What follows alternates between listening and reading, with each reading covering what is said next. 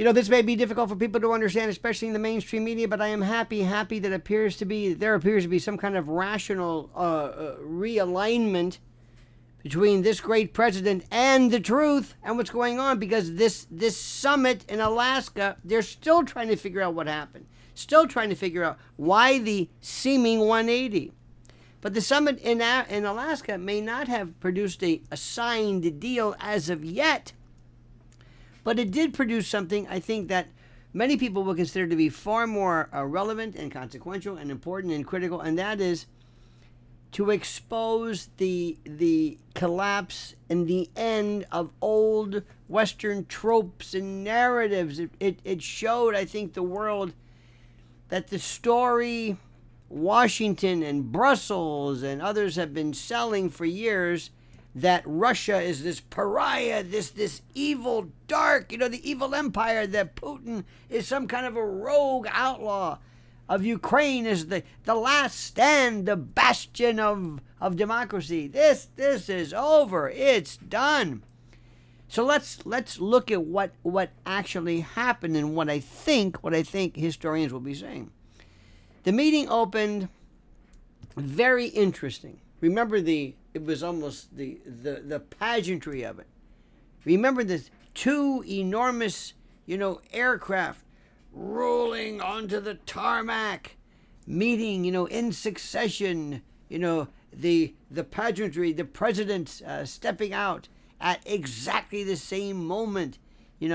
They approached each other. It was beautiful. The stagecraft, it was perfect. And there was, and people have read into this too much about who stopped first, who looked at whom first. And Trump, it appears, stopped, some people are suggesting, and let Putin kind of, make up the difference or cut up or catch up with them.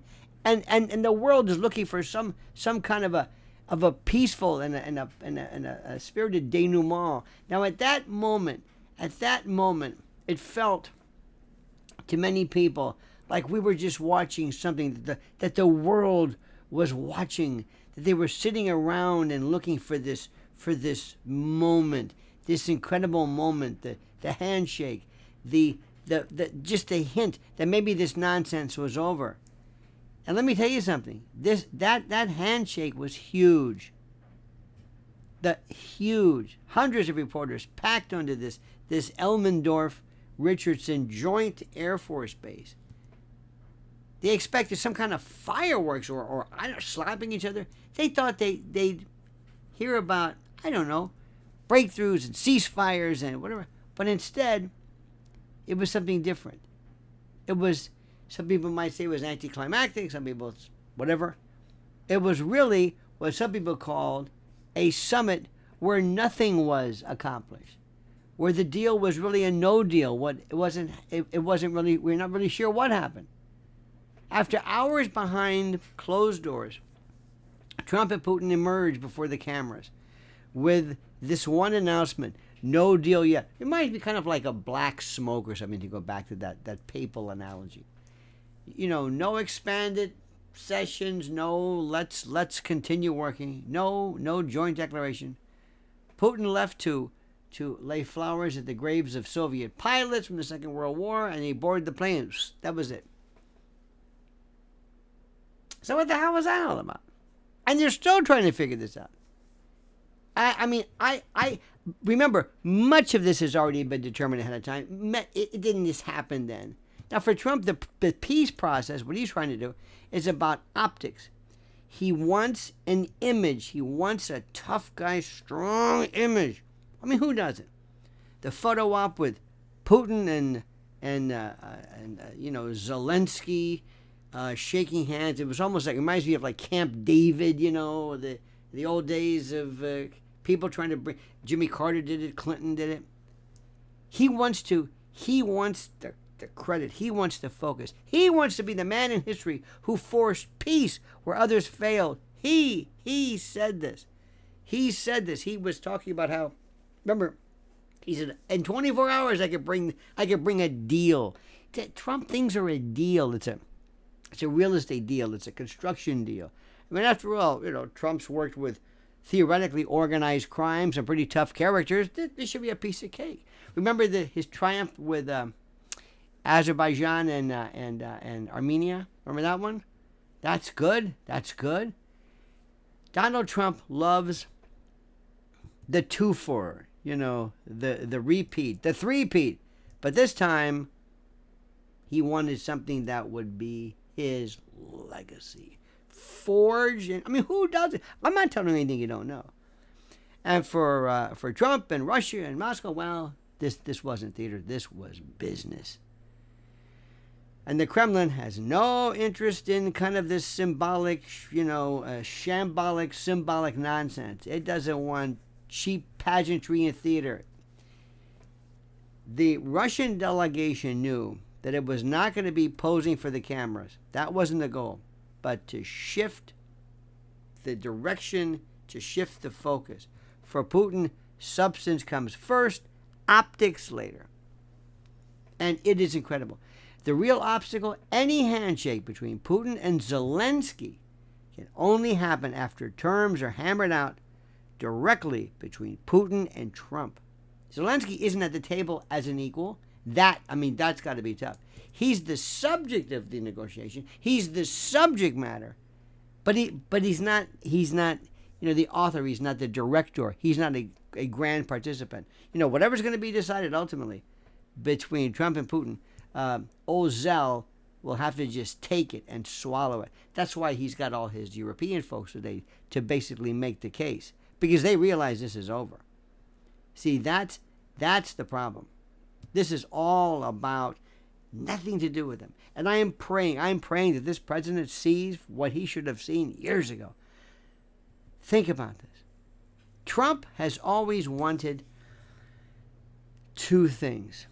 At least he said that. One was a ceasefire. And let's get this out of the way. The ceasefire means time to regroup, time to sit back, time to sit there and say, I got plenty of time now to take a breather.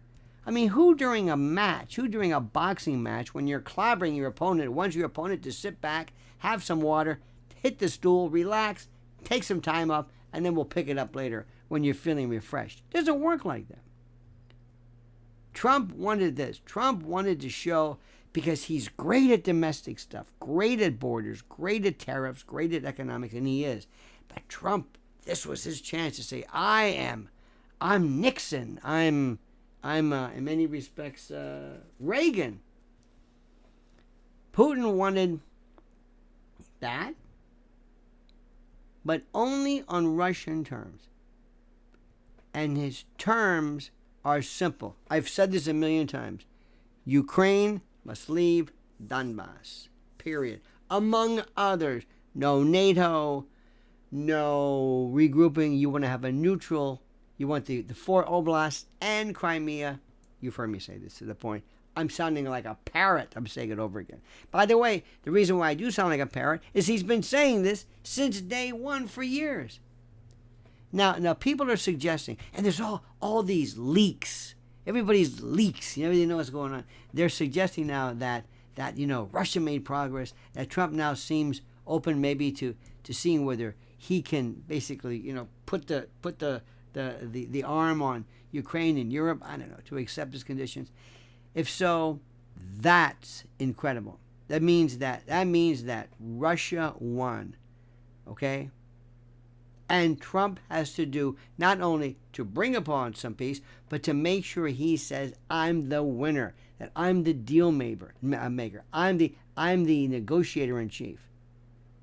So let's ask the question. Why doesn't Trump just say, look, that's it. Just say the hell with it, which is what I've been saying. Say, look, you're on your own. And that's what it seems like. He was basically throwing it to Zell and saying, you know what, you're on your own. I'm here if you need me. I'll be over here, but I've had enough of this. I've got other things to worry about. I've got Epstein's and local stuff and taxes, and I've got California, and I've got domestic problems. I'm the United States president, not the leader of the world, despite that wonderful little moniker. He would love to, but he can't. He inherited this mess from Biden. Biden turned the White House into this war machine. And Trump, despite all of his smarts, I think he knows now, he basically he inherited that. For him all of a sudden to switch course, to change direction, oh my God, that would take effort. But to pressure Putin would also take effort and guts that I don't know if he has. To pressure Europe, this is something. Even just to leave, it's harder than you think. Because this was a mess. He should have said from the beginning, I am not inheriting this. He listened to people. Because I think as much as I love this man, and I love this man, he wants to be tough. He wants to be tough. This is the most important thing in the world. And let me just explain this to you. You have to understand that when I talk to the American people versus people in the rest of the world, I talk to a different audience. America doesn't understand any of this. It doesn't understand what an oblast is from a hole in the ground. It doesn't understand. I'm still from a generation that looks at Russia always as negative, dirty, filthy, scary, angry. Russia, from the days, believe it or not, of Boris and Natasha, from Drago, I will destroy you, the evil empire. This is all we've ever known. And when America gets on something, that's it. Like they do, like they think terrorism. Trump has got to, if he wants to come clean with this, sit down and explain to people. Let me tell you the crap that I inherited. Now, granted, the American public could say, why'd you tell us now? Why didn't you mention this before? What took you so long? Okay, maybe that's it. But I'm going to say something and I love this man. When you've got Lutnick and Witkoff, Marco Rubio, nowhere to be found but negotiating with Lavrov. Did you see that Russian team? They are serious. It's a different world. You've got Monica Crowley leaving things in the. I mean, when I saw a picture of Pam Bondi, Pete Hegseth, and the usual suspect, I mean, bless their hearts, but I thought, oh no. This is something that we and they really cannot understand. They cannot possibly grasp. They've never been. You know, God bless Witkoff. It does a good job. But you just remember, Putin came in, 2000? The mindset of the Russians, the idea, look, Trump may have his visage, which is fine, but Russia has theirs. They're afraid of the double cross. They've seen what propinquity does when in the wrong hands. From Napoleon to Hitler to World War II to their own revolution to the fall of the Soviet Union.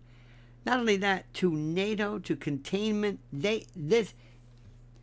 Putin said, that's over with. There's one thing about Putin. If he says something, he's not kidding. He doesn't say something to negotiate it. He doesn't say like, okay, I'm going to tell them that we want Donbass, that we want the 4 oblasts, that we want Crimea. Want it? He says, no, they're ours. We're not. Martha Raddatz from ABC says, Putin doesn't even make a concession. Concession for what? What is he supposed to do? He says, you're threatening me? What's my concession? You know, sometimes you got to realize that when somebody takes innocent people hostages, the cops say, okay, look, I'll make a deal with you. Let these people go and we'll talk. But even the bad guy, even the hostage taker knows, I don't really have a lot of room here.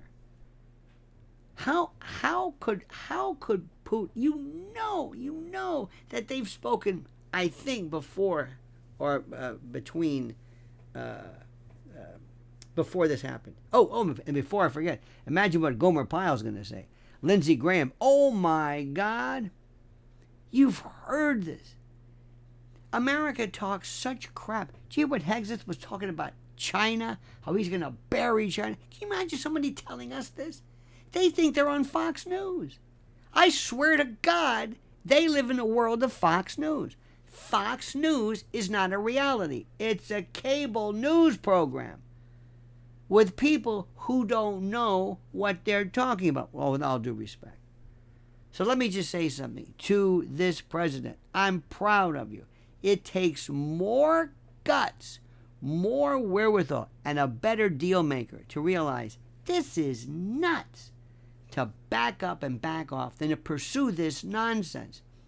History will be very kind to you. Remember when Reagan, after the Lebanon barracks, remember when the Marines were hit? He said, we're getting the hell out of there. It was the wisest thing in the world. Nobody looked at Reagan and said, what are you backing off? No. They said, you're smart. And that's exactly what this is. My friend, what do you think? Put your thoughts and comments. I'm very proud of this president. I like him. I really do. I like him more. If he does not, do not give in to Europe. Do not give in. Remember, they don't care about us. They hate us. What do they want? Our money, our material, our bombs, our weapons, our reputation, our safety. And one more thing. Remember one thing. It takes nothing for some idiot to pull a false flag or some agent provocateur move and to do something which could very well lead to some nuclear skirmish. Doesn't have to be Hiroshima or Nagasaki, but some low-yield tactical nuclear weapon, one of those Davy Crockett recoilless, whatever the version of this is, just for you to read the headline, nuclear bomb. Oh, my God. So, Mr. President, do what's right. We're all behind you. Now, what do you think, dear friends? What's your take? What is your take? What do you think old Lindsey Graham, what's Gomer Pyle going to say about this one? Says, I am Sergeant Carter. Now we can talk about Israel, which is another story, which we'll get to at another time. All right, my friends, please like this video, subscribe to the channel, hit that little bell so you're notified of live streams and new videos, and whatever you do, I beg, beseech, implore, and import you to comment as you see fit.